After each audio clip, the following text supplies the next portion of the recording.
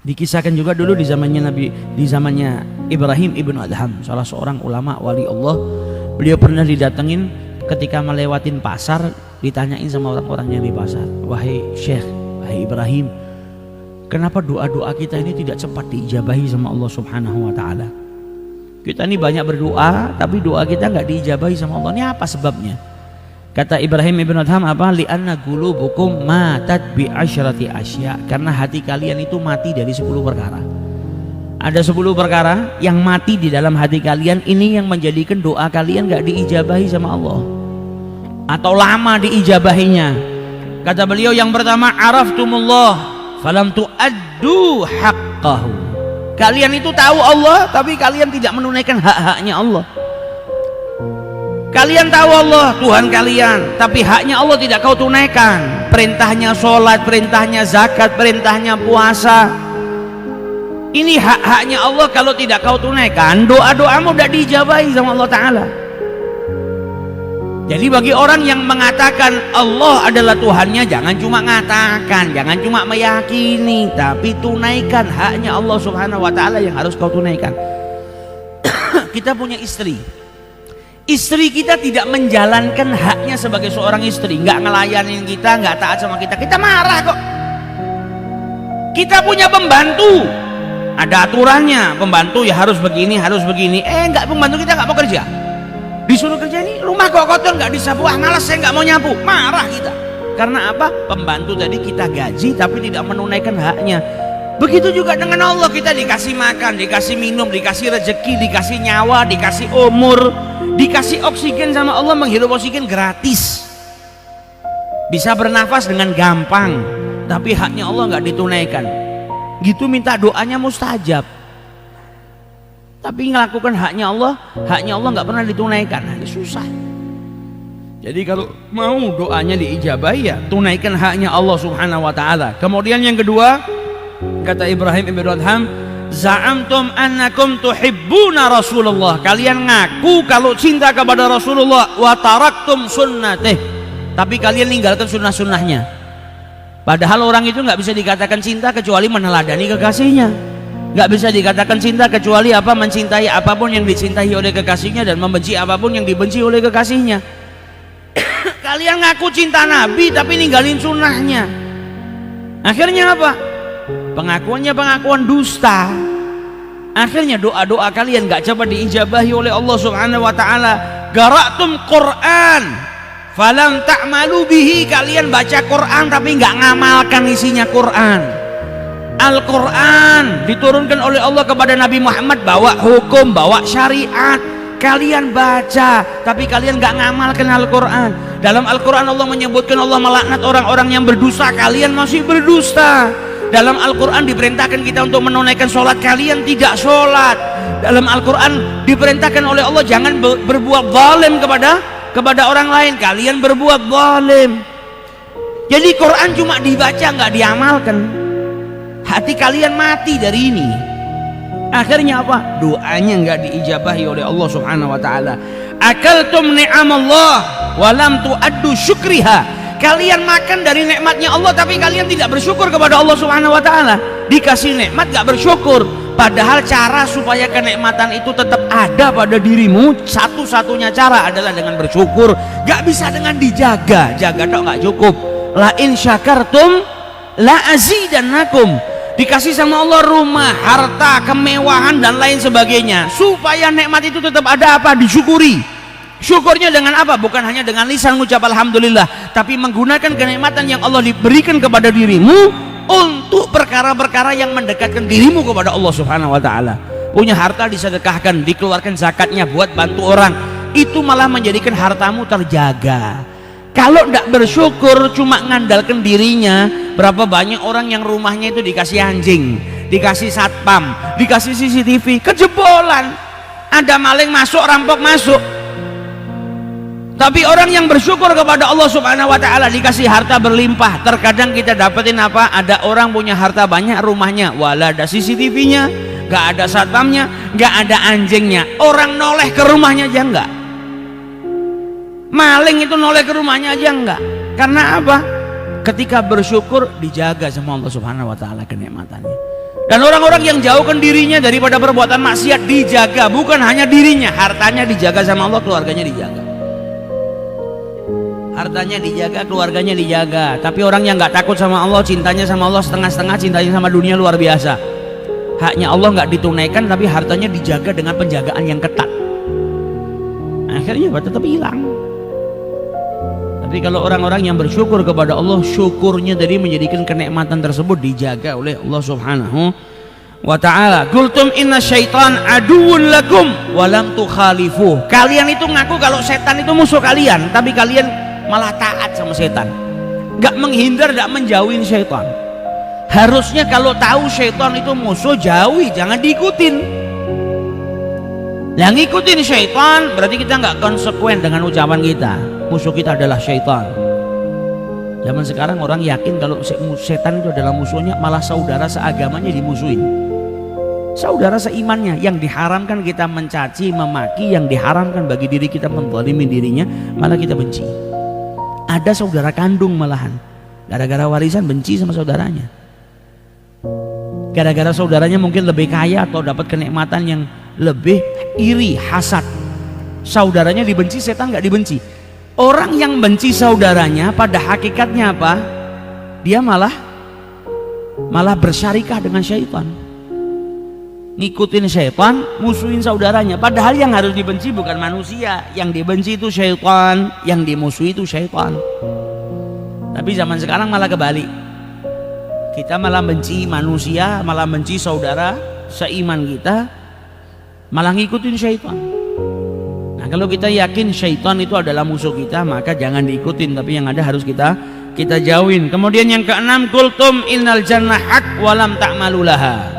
Kemudian yang keenam, kata Ibrahim ibn Adham, kalian mengatakan meyakini kalau surga itu ada. Orang yang mati nanti bisa masuk surga, bisa juga masuk neraka. Kalian meyakini surga itu ada, tapi kalian malah nggak berbuat sesuatu supaya kalian dimasukkan ke dalam surga. Nah, ini kan aneh. Kalau tidak kepingin masuk surga, berarti kepingin masuk mana? Hanya ada dua tempat. Nanti kalau manusia meninggal hanya ada dua tempat, surga, jannah, wanar.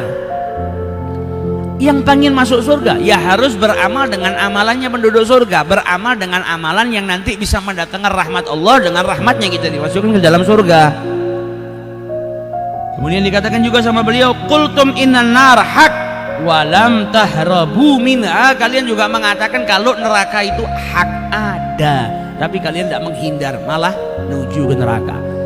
Nah, kalau kita setiap kali berbuat maksiat itu kan tandanya kita nggak lari dari neraka, tapi kita malah mendekat ke neraka. Karena perbuatan maksiat itu menjadikan manusia dimasukkan ke dalam nerakanya Allah.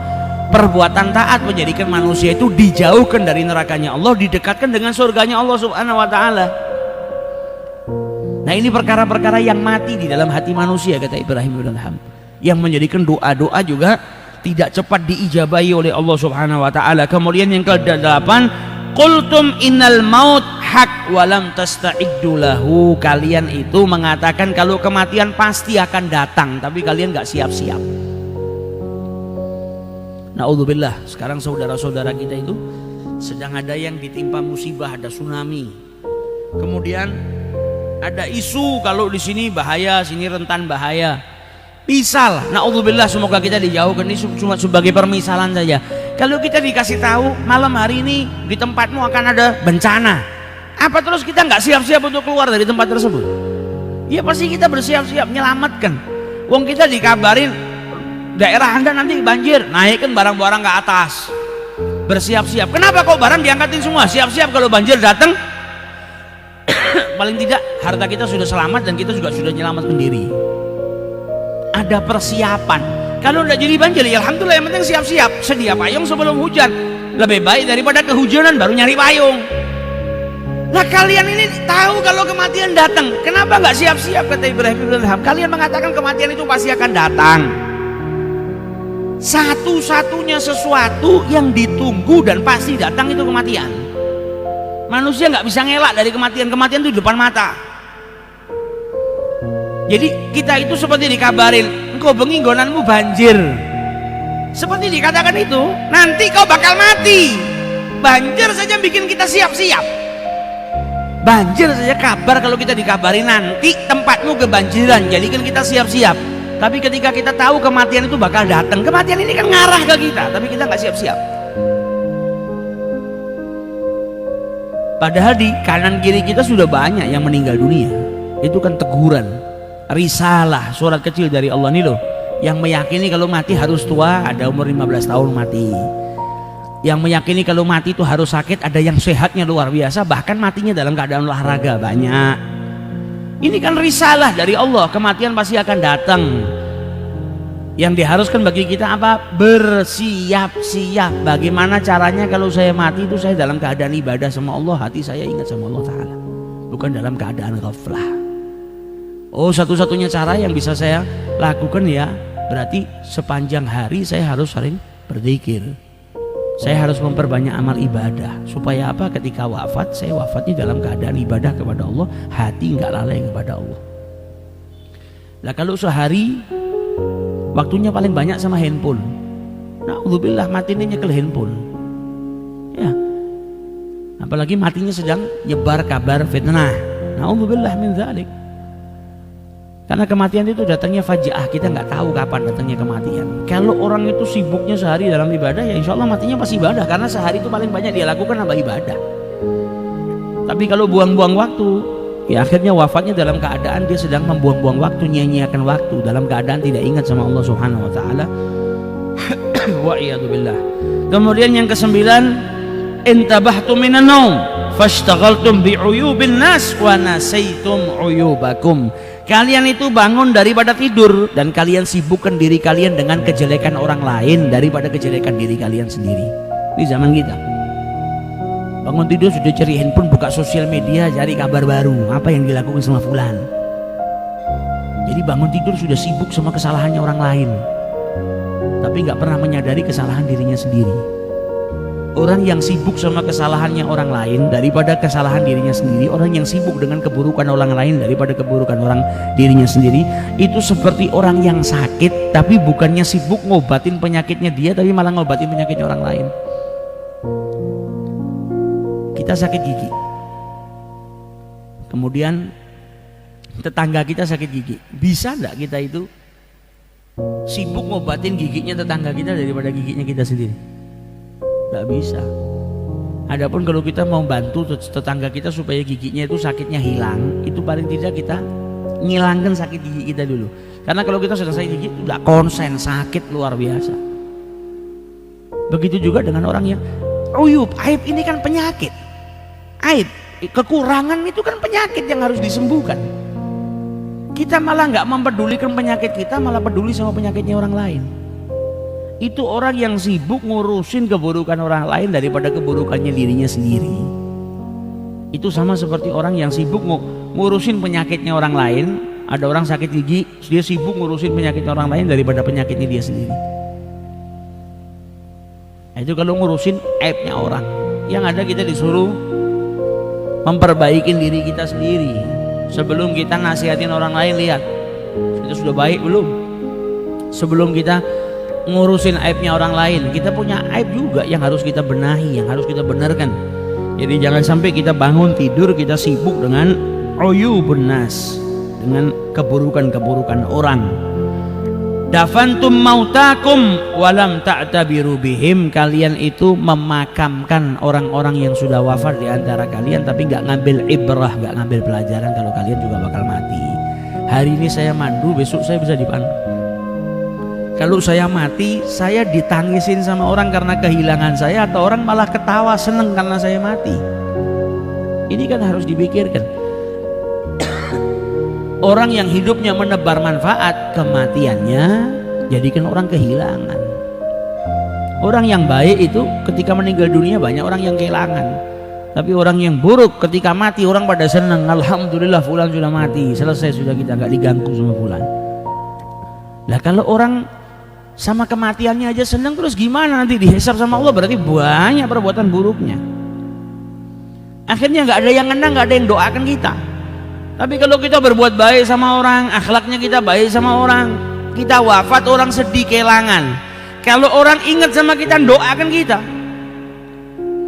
Kita kalau punya teman saudara yang baik sama kita wafat, ketika kita kelingan, ya Allah fulan itu orang yang baik, masya Allah, dulu saya itu nggak punya masalah kecuali dibantu sama dia. Kalau ngingat, yang diingat kebaikannya, kemudian doakan Allah yarhamuh, semoga Allah subhanahu wa ta'ala berikan surga. Walaupun sudah mati sekian puluh tahun, setiap orang kelingan dia didoakan. Karena apa? Hidupnya baik. Tapi kalau orang yang buruk, begitu keleng yang deleng apa keburukannya. Wah kalau fulan masih hidup ente tidak bisa naruh duit di sini, pasti disabet duitmu hilang, dipangan. Kurang ngerti halal, ngerti haram. Yang diingat malah keburukannya. Naruhkan uang di rumah, alhamdulillah fulan wis mati, coba saya enak. Diambil nih uang kita. Yang ada malah keburukannya dan tidak didoakan. Enggak terus Allah yarhamuh almarhum, dan orang diem. Tapi kalau orang baik didoakan, dimintakan ampun sama Allah Subhanahu wa taala supaya Allah merahmati. Jadi perbuatan maksiat itu justru yang akan menghambat apa? Menghambat doa-doa kita diijabahi oleh Allah Subhanahu wa taala.